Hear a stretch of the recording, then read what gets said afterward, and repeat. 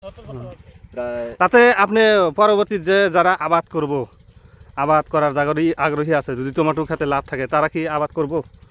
আমি কই আসামের প্রায় মানুষই এই বিলাহি বা টমেটোমের বাই সিস্টেম যাওয়া লাগবো।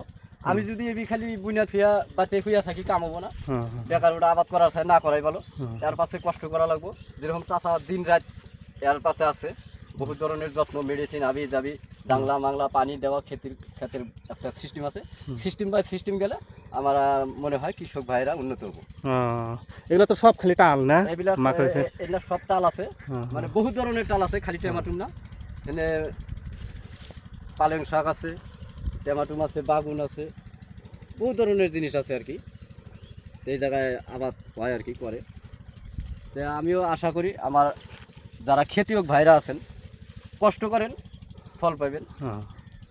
মোটামুটি টেমাটুম যদি বুনতে চান এইরকম সিস্টেম করে নিন। এটা আমার সিস্টেমটা এরকম থাকা লাগবে না? পদ্ধতি এটা নিজের আবিষ্কার করছে, এটা কোনো জায়গায় তৈরি করে নাই, নিজেই আবিষ্কার করে পদ্ধতিটা বাই করছে। আগে এরকম ছিল না, কিন্তু এবার চাষা কীভাবে করে হঠাৎ মাথায় বুদ্ধি খেলায় চাষা কামড়া করে হালা দিল, কামড়া করে চাষা উন্নতি হয়ে গেলো, আমি দেখাই পেলাম না। আমারও এবার ইয়ে আছে, আগামীতে আমি করবো আর কি। তো এবার 5 বিঘা গাছ ছিলাম, আগামীতে নিয়াত করছি 10 বিঘা গাছ।